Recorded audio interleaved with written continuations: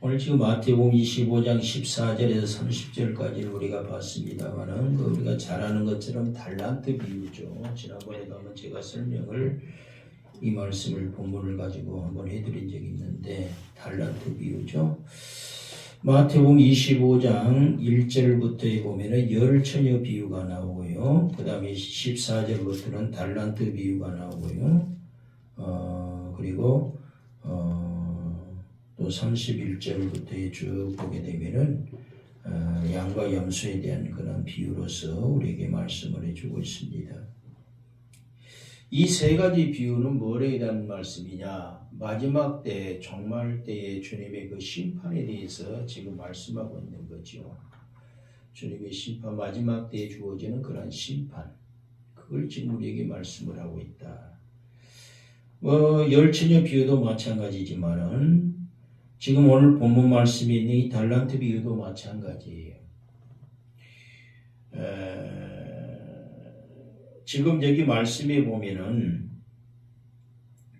14절에 보면은 어떤 사람이 타국에 갈 때에 그 종들을 불러 이르되 자기 소유를 맡김과 같으니 그랬죠. 자, 여기서 어떤 사람이 타국에 간다 그랬어요. 타국에 간다 갈 때 타국이 어디라고 그랬을까요?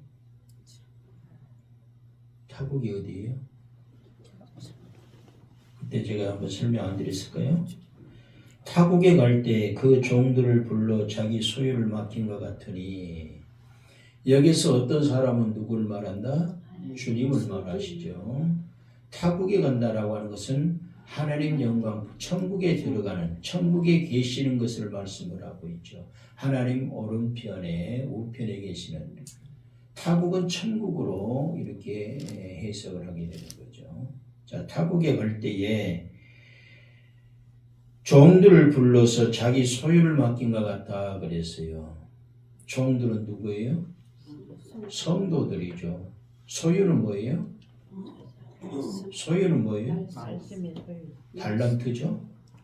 달란트 여기 자기 소유를 맡긴 것 같으니 소유는 15절을 통해서 볼 때 각각 그 재능대로 한 사람이 금 5달란트 달란트가 주님의 소유인데 자 19절 한번 봅시다. 19절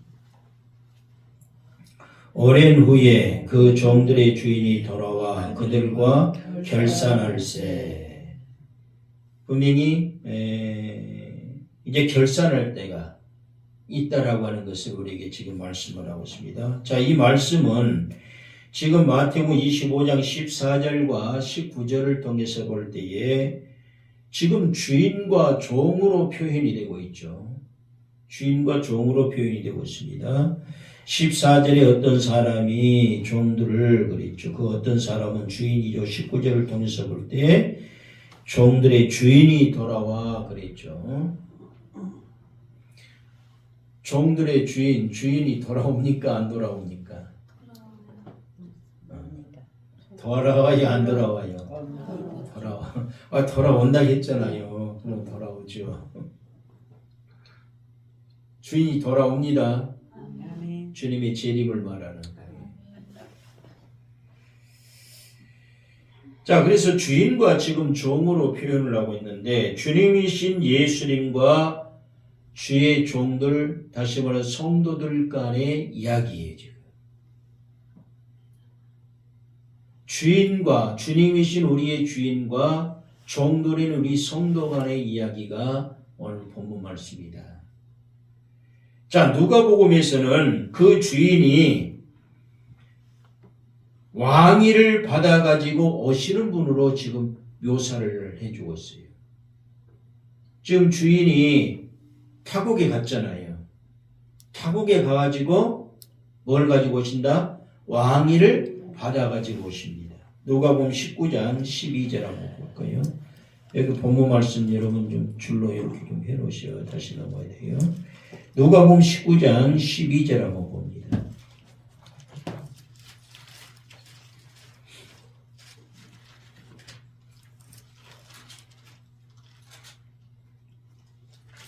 누가복음 19장 12절 같이 보겠습니다. 이르시되 어떤 귀인이 왕위를 받아가지고 오려고 먼 나라로 갈 때에, 여기서 어떤 귀인은 누굴 말해요?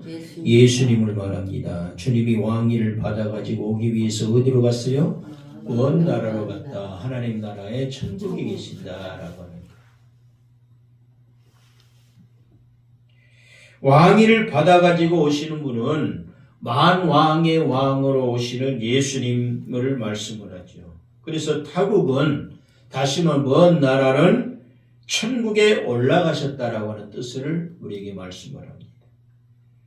그리고 왕권을 받아가지고 다시 돌아오십니다. 마태복음 16장 28절 한번 보십시오.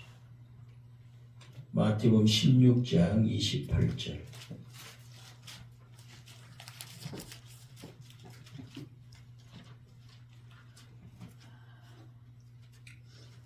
함께 보겠습니다. 진실로 너희에게 이르노니 여기 서 있는 사람 중에 죽기 전에 인자가 그 왕권을 가지고 오는 것을 볼 자들도 있느니라. 주님이 뭘 가지고 오신다고요? 왕권을 가지고 오신다. 27절 한번 보세요. 인자가 아버지의 영광으로 그 천사들과 함께 오리니 그때에 각 사람이 행한 대로 갚으리라. 주님이 재림하실 때는, 다시 오실 때는 왕권을 가지고 오신다는 거예요. 왕권을 가지고 오신다는 것은 결과적으로 뭘 말하느냐?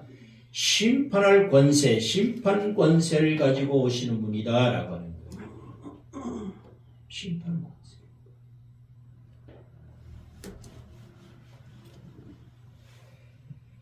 자, 우리는 지금 이 본문 말씀은 달란트 비유인데, 우리는 달란트를 남겨야 될까요? 남기지 말아야 될까요?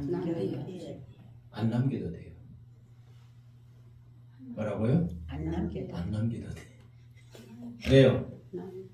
남겨야 돼요?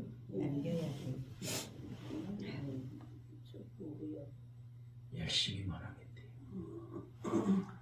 장사만 하면 돼요. 아멘? 남기면 좋겠죠. 그냥 더 이상 남기면 좋겠죠. 그러나 주님이 말씀하시는 것은, 주님이 원하시는 것은 많이 남기는 것을 원하시질 않아요. 장사하라는 거예요.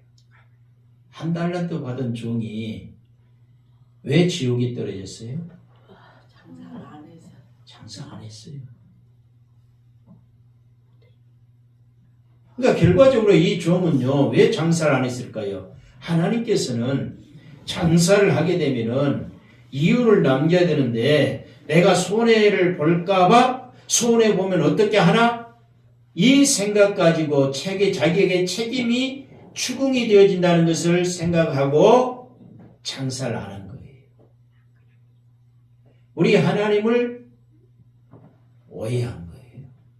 잘못한 거예요.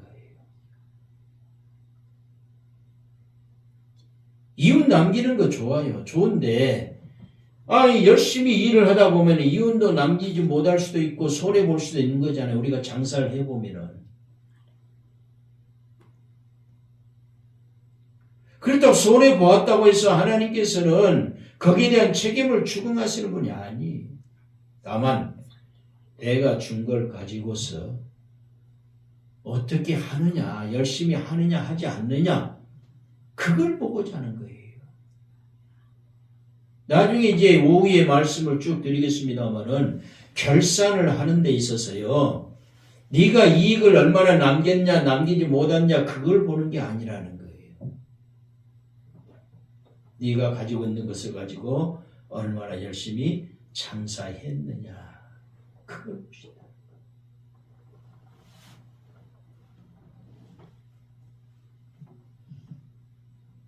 지금 여기 말씀에, 자, 지금 그러면서 오늘 본문을 한번 다시 한번 넘어가 봅니다. 왕권을 가지고 우리 주님이 분명히 다시 재림을 하시는데, 심판주로 이제 주님이 오신다라고 하는 것을 우리에게 말씀하려는데, 본문 말씀에 지금 14절에는 탁으로 떠나는 어떤 주인에 대해서 지금 말씀을 하고 있으면서 그 종들에게 14절입니다. 본문. 그 종들을 불러서 자기의 소유를 맡김과 같다. 이렇게 14절에 말씀을 하고 있죠. 종은 성도들을 말한다 그랬어요. 그 종에게 자기의 소유, 즉 재산을 맡긴다는 거죠. 재산을 맡긴다는 것입니다. 자, 재산을 맡기는데 그 종에게 자기의 소유, 즉 재산을 맡긴다는 것은 그 종을 믿어서도 그러겠지만은 결과적으로는 이 종이 장사를 해서 어떤 재산을 좀 더 증식시켜 줄 것으로 또 생각도 할 수 있었다라고 하는 거예요. 그래서 맡긴 거죠. 다시 말해서 그 맡겼다라고 하는 것은 그 밑바탕에는 종에 대한 신뢰가 깔려 있다라고 하는 거예요. 하나님이 주님이 저와 여러분 종인 저와 여러분에게 신뢰가 깔려 있지 않으면은 우리에게 달란트를 맡기지 않습니다. 결론적으로 달란트는 뭐라고 그랬어요? 천국 복음이다 그랬죠. 말씀이라고 그랬어요. 달란트는 돈이 아니에요. 원래는 돈이에요. 돈의 명칭이에요. 그런데 여기에서 지금 달란트 얘기가 나오고 있는데 그래서 우리가 지금 교회에서 잘못 가르치고 있는 것이 이런 문제들이에요. 달란트 장사 해가지고 얘들한테도 뭐 달란트 같은 거 나눠줘가지고요. 조그마한 그런 카드 같은 거 나눠줘가지고요. 거기서 장사하는 법을 가르쳐서 뭐 할 거예요? 교회 안에서 얘들한테.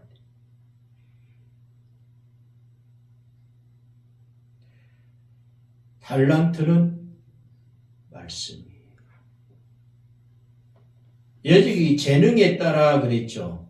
재능에 따라서 달란트를 주시죠. 재능에 따른다는 건 뭘 말할까요? 우리 하나님이 주님이 말씀으로 우리에게 가르치실 때에 어떤 사람은 그 말씀을 잘 소화시키고 잘 받아들이는 사람이 있고 어떤 사람은 좀 덜 받아들이는 사람들이 있어요. 조금 더 약하게 덜 받아들인 사람에게 엄청난 말씀을 맡겨주면은 감당합니까? 못합니까? 못해요. 그래서 한 달란트 받은 사람은 한 달란트라는 것이요. 금액으로 조금 이따 또 말씀드리겠지만은 금액으로 환산을 한다면은 엄청난 돈이에요. 우리가 한 달란트는 아이고 다른 사람들은 5달란트 2달란트 받았는데 한 달란트 받았어? 나 같아도 장사 안 하겠다 그러겠죠. 한 달란트 돈으로 환산한다면은요 어마어마한 겁니다. 금으로 따지면 34kg예요. 34kg라면은 얼마일까요? 계산 나오겠어요? 차분히 앉아서 계산 빼봐야 돼. 한 돈에 요즘 얼마요? 40만 원이요? 50만 원이요? 한 돈에. 근데 34kg라 그러면 어마어마한 돈. 다시 말해서 1년 동안 노동자가 20년 동안 일할 품삯입니다. 매일 일하는데 20년 동안. 데나리온으로 따지면 6천 데나리온 그러죠. 한 달란트라고 하는 것이 돈으로 환산한다면은 그것도 적은 돈이 아니에요. 굉장한 돈이에요. 그런데 지금 달란트를 돈으로 얘기하는 게 아니라 말씀으로 천국 복음인 말씀을 우리에게 얘기하고 있다라고 하는 거예요. 그러니까 어떤 사람에게는 우리 주님이 말씀을 가르쳤을 때에 잘 받아들이고 잘 소화시키는 능력에 따라서 재능에 따라서 주니까요. 그래서 이만큼 5달란트 정도 되는 이만큼 맡겨주면은, 말씀을 맡겨주면은 감당할 수 있겠다 해서 맡겨준 거예요. 그러니까 우리가 1달란트 받은 사람, 그래서 5달란트와 2달란트 받은 사람이 장사했다는 것은 그만큼 말씀의 능력이 그에게는 재능이 있었다라고 하는 거예요. 그런데 1달란트 받은 종은 그만큼 5달란트, 2달란트 받은 종에 비해서 재능이 좀 떨어진 거죠. 아니야 다를까? 재능이 떨어지다 보니까 결과적으로는 장사하지 못하더라는 거죠.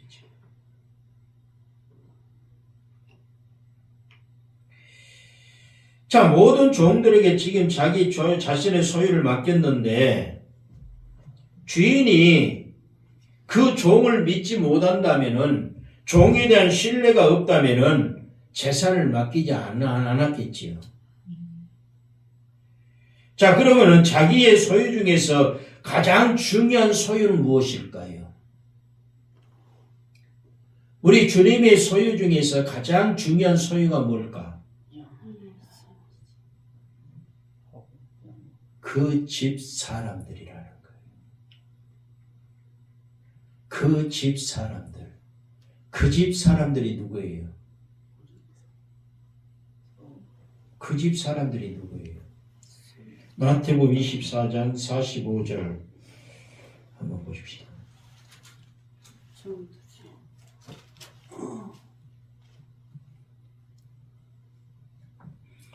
마태복음 24장 45절 같이 한번 봅니다.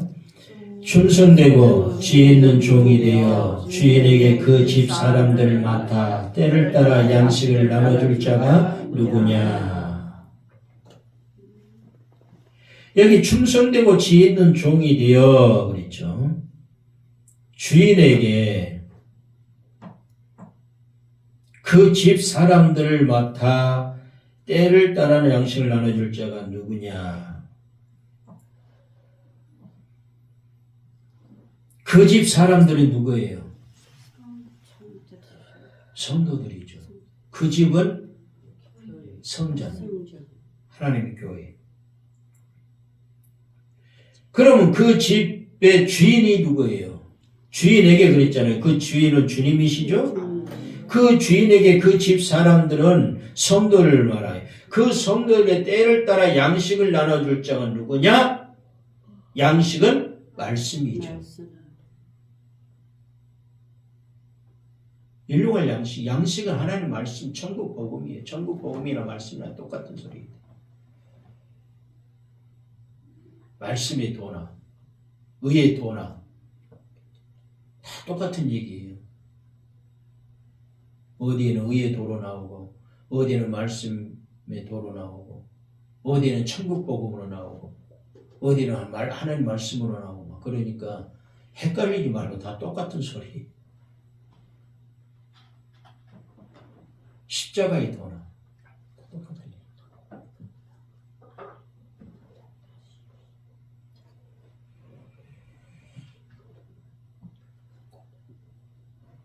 그래서 우리 주님의 소유인데 우리 성도들도 주님의 소유 중에서 가장 중요한 소유가 바로 성도들이다. 그 성도들에게 우리 주님이 말씀을 주시는데 우리는 지혜 있는 종이 되어서 주인의 소유인 그 집 사람들을 맡아 양식을 주는 것이 바로 그 임무예요. 그래서 오늘 본문 말씀에 아무에게나 하나님께서 주님께서 하나님 나라에 가면서 아무에게나 5달란트의 말씀을 주고 2달란트의 말씀을 주고 1달란트의 말씀을 준 게 아니라 능력에 따라서 재능에 따라서 주어서 말씀을 통해서 먹이게 했다는 거예요. 그 능력에 따라서 재능에 따라 먹이게 했다는 거예요. 예수님께서 떠나실 때에 종 베드로에게 임무를 맡기죠. 양무리를 치라고 하는 그런 임무를 맡기게 됩니다. 요한복음 21장 16절 한번 보십시오. 요한복음 21장 16절.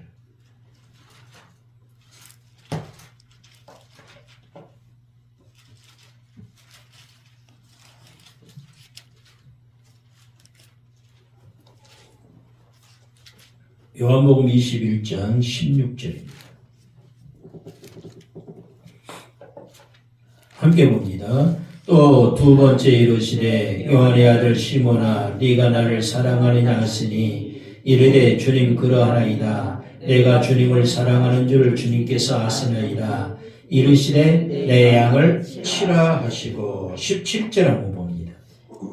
17절 세 번째 이르시되 요한의 아들 시몬아 네가 나를 사랑하느냐 하시니 주께서 세 번째 네가 나를 사랑하느냐 하심으로 베드로가 근심하여 이르되 주님 모든 것을 아시오매 내가 주님을 사랑하는 줄 주님께서 아시나이다. 예수께서 이르시되 내 양을 먹이라. 자, 지금 내 양을 치라 16절에는 말씀하고 17절에는 내 양을 먹이라 그러죠. 내 양을 치라는 것은 무슨 얘기예요? 내 양을 먹이라는 거죠. 뭘 먹이라는 거예요? 양식을 먹이라는 거예요. 말씀을 먹이라는 거예요. 사도행전 20장 28절 한번 봅시다. 사도행전 20장 28절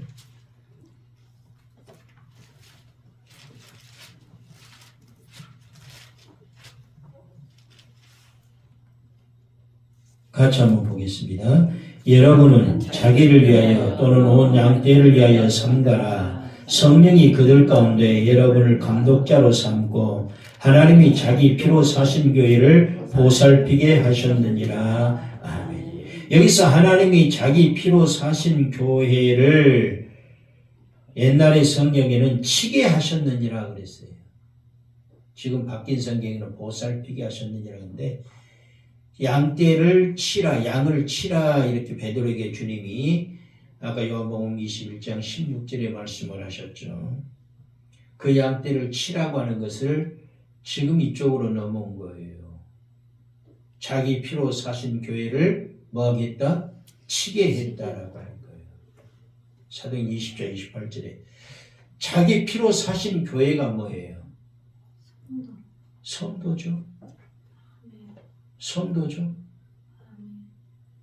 주님이 우리 성도인 우리를 값없이 우리가 구원을 받고 우리 주님은 지불하는 것이 엄청난 것을 지불한 거죠.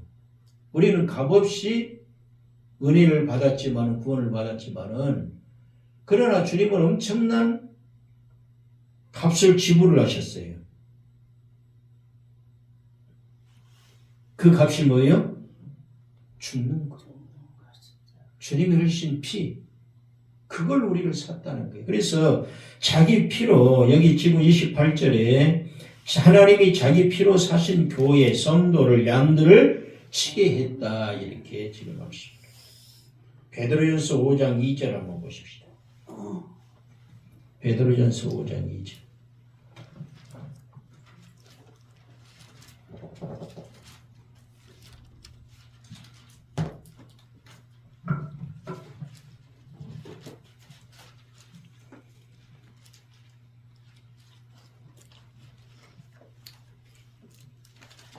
베드로전서 5장 2절만 함께 봅니다. 너희 중에 있는 하나님의 양무리를 치되 억지로 하지 말고 하나님의 뜻을 따라 자원함으로 하며 더러운 이득을 위하여 하지 말고 기꺼이 하며 너희 중에 있는 하나님의 양무리를 치되 그랬죠. 치라고 하는 것은 보살피라고 하는 것, 치라고 하는 것은 먹이라는 것이다. 뭘로 먹이라는 거예요? 하나님의 말씀으로 먹이라는 거죠. 그런데 왜 먹이라고 하느냐? 하나님께서는 분명히 맡은 자들에게 다시 오기 때문에 그래요. 주님. 맡은 자들에게 다시 오는. 다시 말해서 우리가 주님이 하나님 나라의 타국에 가면서 우리에게 달란트인 말씀을 맡겨줬어요. 어떤 사람은 5달란트 정도 되는 그 많은 말씀을 주시고 어떤 사람은 좀 더 덜한 말씀 주시고 어떤 사람에게는 1달란트 정도 되는 그런 말씀을 주셨죠. 우리는 맡은 자들이에요. 저와 여러분은 맡은 자들이에요. 그럼 우리가 맡은 자들로서 구할 것이 뭐냐? 3절 한번 봐봅시다. 베드로전서 5장 3절. 맡은 자들에게 주장하는 자세를 하지 말고 양무리의 본이 되라. 그러면서 맡은 자들에게 다시 오시는데 4절 봅니다.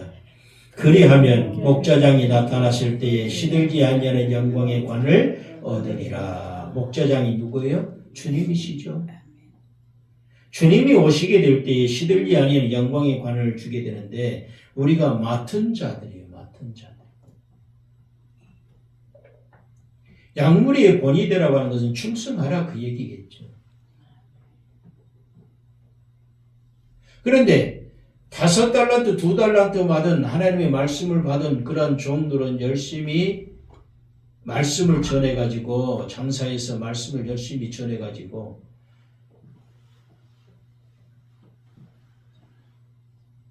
배를 남겼잖아요. 저도 지금 여러분에게 뭐 하는 거예요? 장사하는 거예요. 여러분은 사는 입장이에요. 저는 파는 입장이고 장사는 사고 파는 거죠. 파는 사람만 있어가지고 장사가 안 이루어지잖아요. 파는 사람이 있으면은 사는 사람이 있어야 되잖아요.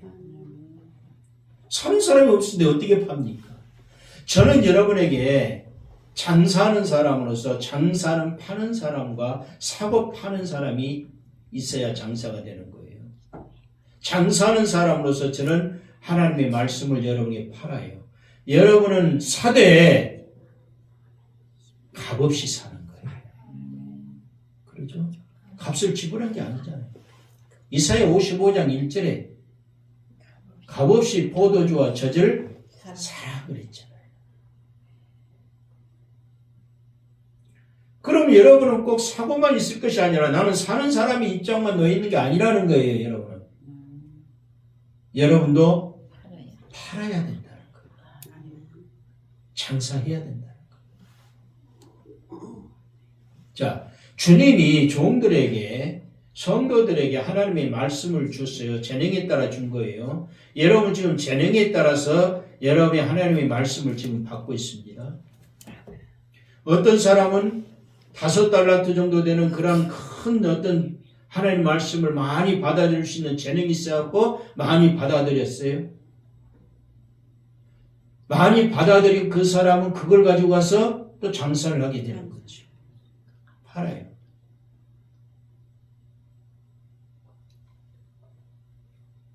주님이 말씀하신 것을 많이 재능에 따라서 많이 받은 사람, 적게 받은 사람, 중간에 받은 사람, 그 다음에 제일 적게 받은 사람. 성도들 중에서도요, 하나님의 말씀을 제가 장사하고 있는데도 불구하고 어떤 사람은 잘 받아들이고 그 장사에 미천이 많은 사람들이 있어요. 장사에 미천이 뭐예요? 말씀이죠. 여러분, 말씀이 하나도 없어 장사 미천이 있는 거예요. 쏙 떨어져가지고 할 말도 없지. 그러니까 전도하러 가면은 순전히 뭐라고 해요? 예수 믿고 복 받읍시다. 그 소리밖에 못해. 자기나 복 받지. 왜 전도가 안 될까요? 그렇게 얘기해 왜 전도가 안 될까요? 그 사람들 생각에는요, 안 믿는 사람들 생각에는요, 여러분이 믿는 사람들이 예수 믿고 복 받읍시다 그러면은 그들이 생각할 때는 당신 복 못 받고 산다는 걸 알기 때문에 안 믿어요. 내가 복 받고 산다는 것을 보여주면은 그 모습 보고서라도 저 개똥이 저분이 예수님 믿더니만 여러 가지로 복을 많이 받은 사람이에요. 나도 교회 와서 복 받아야지 하고 나올 건데 안 나와. 당연히 예수 믿으면 잘 믿으면 복을 받아요. 그런데 그런 얘기로 왜 우리가 그걸 얘기할까요? 할 얘기가 그거밖에 없어요. 나에게 말씀이 미천이 있어요, 없어요? 없어. 다른 얘기를 못해. 예수 믿고 천국 갑시다. 예수 믿고 복 받고 삽시다. 한 두세 가지 빼면은 할 말이 없어요.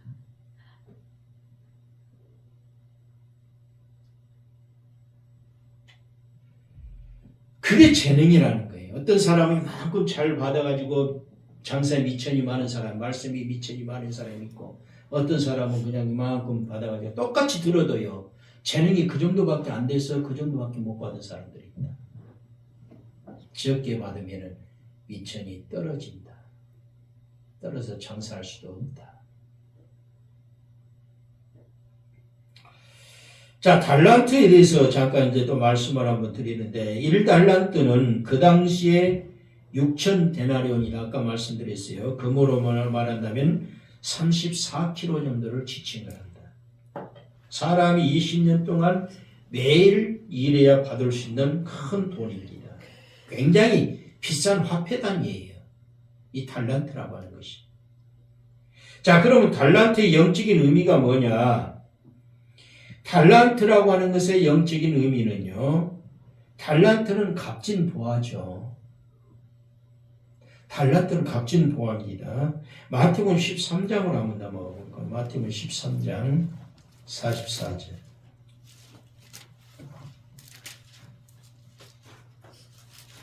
마태복음 13장 44절.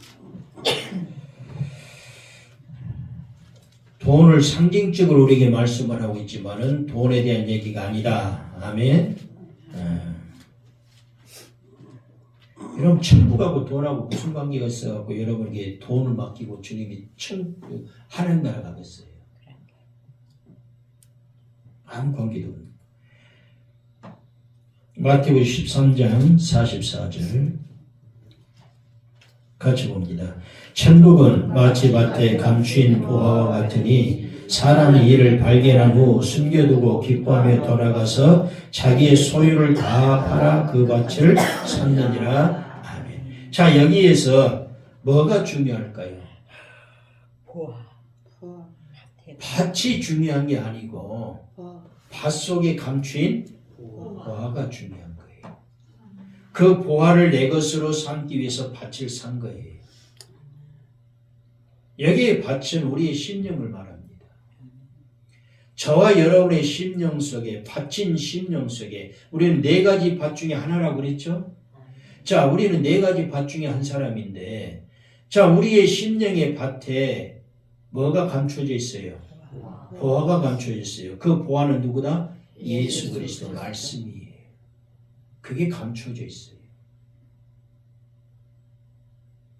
내 안에 말씀이 감춰져 있는데도 불구하고 주인인 내가, 내 육신의 주인이 내가 그걸 발견하지 못하면 그만 그것은 발견한 자의 몫이 되어버린다. 우리는 발견해야 돼요. 그러기 위해서는 나의 소유를 내가 다 팔아야 된다는 거야. 그래야만 내가 그 밭을 살 수 있다는 거. 그리고 그 보화인 주님이 말씀이 곧 나의 것이 된다는 거.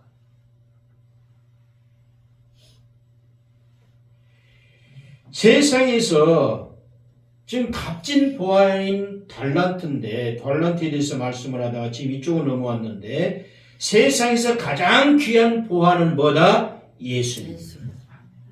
말씀. 이보다 더 비싼 게 있는데 뭘까요? 이보다 더 세상에서 가장 귀한 보화는 예수님인데 이보다 더 비싼 게 있어요. 뭐예요? 없어요? 하나님? 여러분이에요. 누구라고요? 여러분 자신이라니까. 왜요? 가장 가장 값비싼 보화가 예수님인데 우리가 예수님보다 더 값비싼 존재이기 때문에 예수님이 값을 지불하고 우리를 사신 거예요. 우리가 싸디싼 존재라고 생각해 보세요. 주님이 생명을 주면서까지 우리를 사겠습니까? 그러니까 우리는 굉장히 값비싼 존재들이에요. 때문에 자부심을 가져야 돼요. 아멘? 물질이 있고 없고 그걸 따지지 말고, 물질하고는 아무 상관없다니까. 천국하고는 물질이 많아가지고 하나님께 많이 드려가지고 그 사람이 천국 가고, 물질이 없어가지고 하나님께 적게 드려가지고 천국 못 가고 하는 게 아니에요.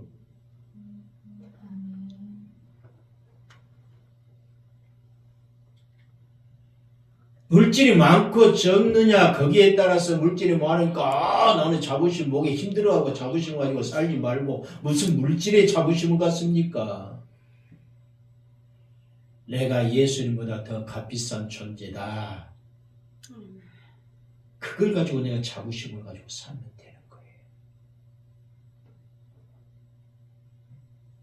그래서 달란트는요, 예수님 또는 복음을 상징을 합니다. 말씀을 상징을 합니다.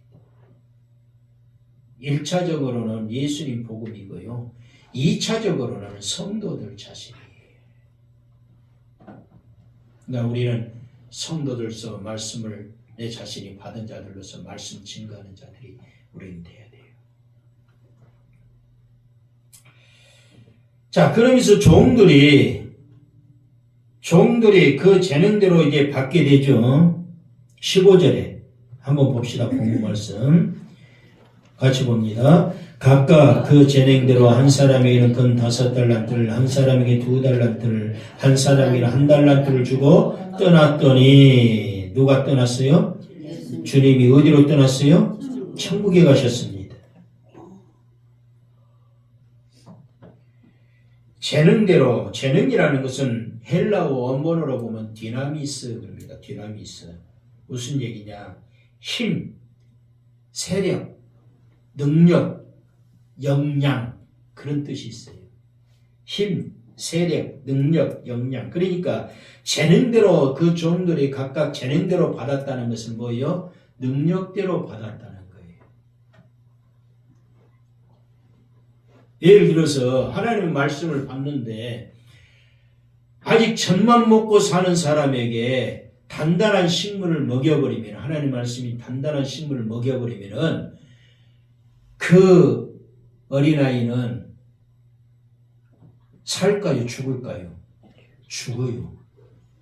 그러잖아요. 응애하고 태어난 아이한테 젖만 먹여야 되는데 젖 안 먹이고 그냥 밥 한 숟갈 먹여보세요. 잘 먹어요? 죽어요. 그러니까 능력대로 하나님께서, 주님이 가시면서 하나님 나라의 천국에 가시면서 그 사람의 능력대로 하나님께서 5달란트 말씀을 이만큼 주고 이만큼 주고 이만큼 주고 떠나셨다는 거예요. 뭐하러 말씀을 주신 거예요? 장사로. 하나님 양식인 말씀을 먹여서 많은 사람을 구원시키라고, 말씀을 듣지 못하는 자들에게 말씀을 전하라고 주신 거예요.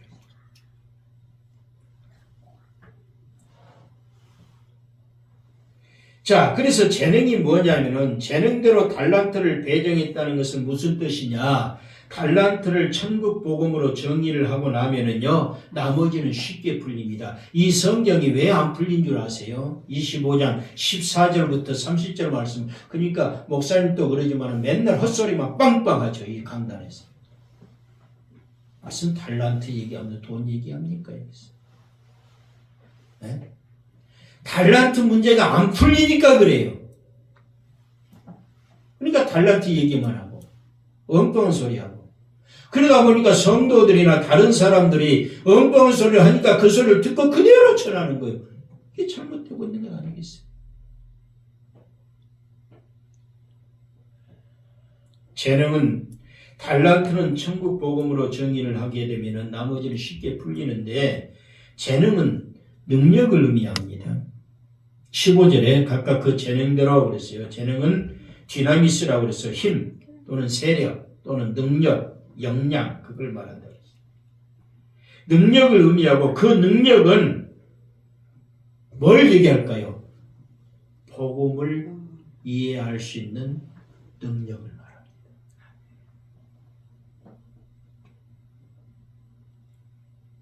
이해됩니까? 그 능력은 다른 능력이 아니에요. 그 재능 능력은 다른 게 아니에요. 하나님의 말씀의 복음을 이해할 수 있는 능력을 얘기하는 거예요.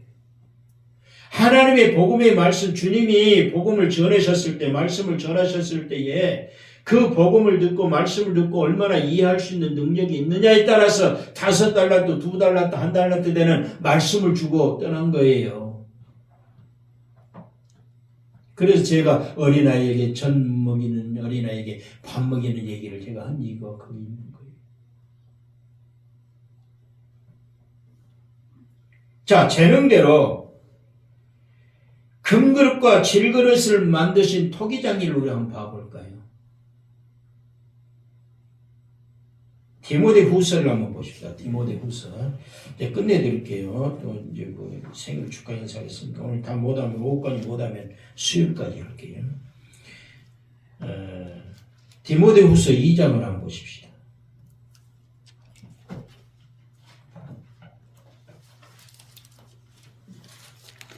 디모데후서 2장 여기만 좀 읽고 여기도 좀 성경을 몇 군데 봐야 되는데 일단 디모데후서 2장 20절과 21절 한번 보십시다. 함께 봅니다.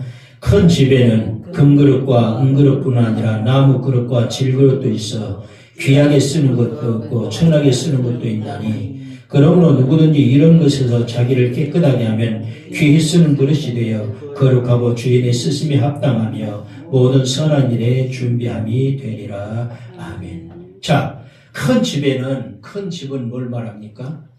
성전을 말하죠. 하나님의 집 성전을 말합니다. 성전에는 그릇들이 있죠? 그릇은 누구를 상징해요? 성도를 얘기합니다. 그 금그릇, 은그릇, 나무그릇, 질그릇이 있어요. 뭐가 귀합니까? 뭐가 귀해요, 이 중에? 뭐가 귀합니까? 뭐가 귀한 줄 몰라요? 그릇이 귀해요? 아, 그 그릇이 귀한데 금그릇, 은그릇, 질그릇, 나무그릇들이 있어. 어떤 것이 더 귀하냐고. 금그릇? 얘한테 내가 헛설기를 했네. 지금까지 내가 말씀 전한다고 하면서 대부분 그렇게 얘기합니다. 왜? 여기서 말씀 전하는 자가 그렇게 얘기하니까 그렇게 배운 거예요. 우리가 볼 때 질그릇이 귀해요? 네? 다 똑같아요 또? 21절 시작. 그러므로 누구든지 이런 것에서 자기를 깨끗하게 하면 귀히 쓰는 되어 거룩하고 주인이 합당한 선한 합당함이 되리라. 자, 지금 달란트 얘기하다가 5달란트, 2달란트, 1달란트 얘기하다가 이쪽으로 넘어온 거죠.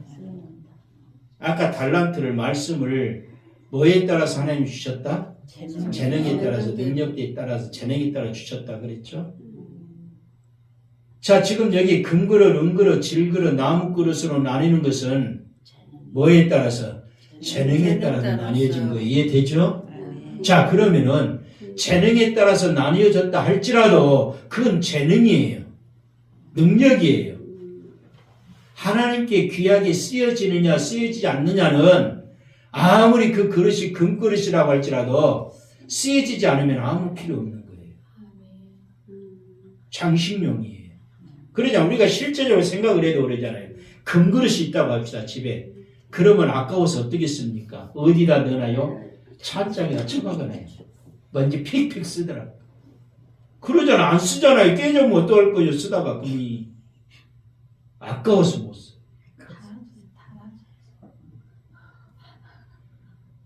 근데 인간적으로 볼 때 금그릇, 은그릇 이런 것들이 귀한 것이죠. 그러나 하나님께서는 그것을 보고 귀하게 여기신 게 아니라 능력은 그 정도로 된다 할지라도 하나님이 쓰이는 용도에 따라서 그 사람이 어떻게 쓰이냐에 따라서 하나님이 쓰냐 안 쓰냐에 따라서 주인이 쓰냐 안 쓰냐에 따라서 내가 집주인으로서 내 집에 금그릇, 은그릇, 나무그릇, 질그릇이 있지만은 그러나 그 집의 주인이 나는 이걸 가지고 질그릇이고 나무그릇이지만 나는 국그릇 써야 되겠다, 밥그릇 써야 되겠다 쓰면 그게 귀한 거예요.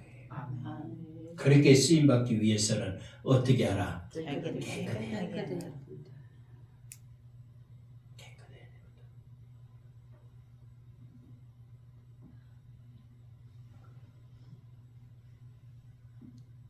잠언 25장 4절 한번 보십시다.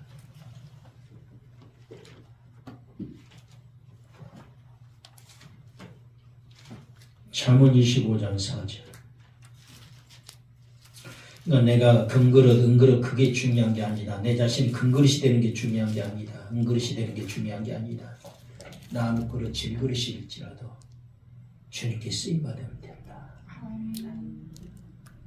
그 믿음을 가지고 잠언 25장 4절 한번 봅니다. 같이 보겠습니다. 은에서 찌꺼기를 제하라. 그리하면 장색에 쓸만한 그릇이 나올 것이요. 아멘. 자, 은그릇으로 쓰임을 받기 위해서는 어떻게 해야 된다는 거예요? 찌꺼기를 제하라는 게 찌꺼기. 자, 은에 찌꺼기가 있죠. 은을 그냥 도가니에 넣고 하면은 거기에 나오는 찌꺼기가 있잖아. 그걸 다른 말로 뭐예요? 불순물이라 그러죠.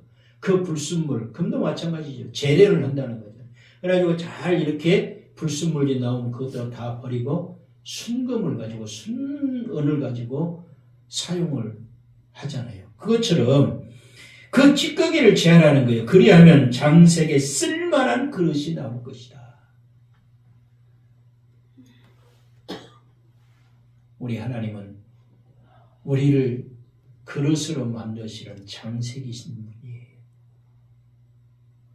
그분이 우리를 금그릇으로 은그릇으로 만드느냐 하는 것은 바로 찌꺼기를 우리가 제. 그러니까 이런 것에서 우리가 깨끗하게 되면 아까 디모데후서 2장 21절에 이런 것을 우리가 깨끗함을 입게 되면은 귀 쓰는 그릇이 된다는 것은 결과적으로 찌꺼기를 내가 없애야 된다. 그것은 그 찌꺼기는 뭘 말한다?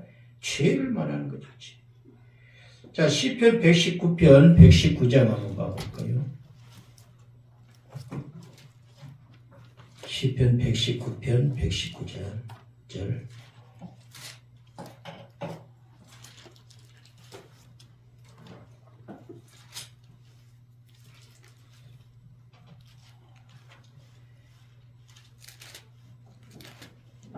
같이 한번 봅니다.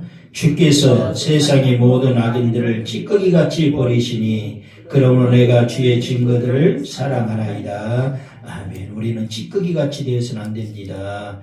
찌꺼기같이 되어버리면은 결과적으로 우리가 악인들의 속에 포함이 되는 것이고 그 찌꺼기가 되어버리면은 하나님께서 우리를 사용하지 않습니다. 그래서 이런 것에서 우리가 깨끗함을 입어야 된다. 찌꺼기 같은 존재에서 우리가 벗어난 자가 되어야 된다.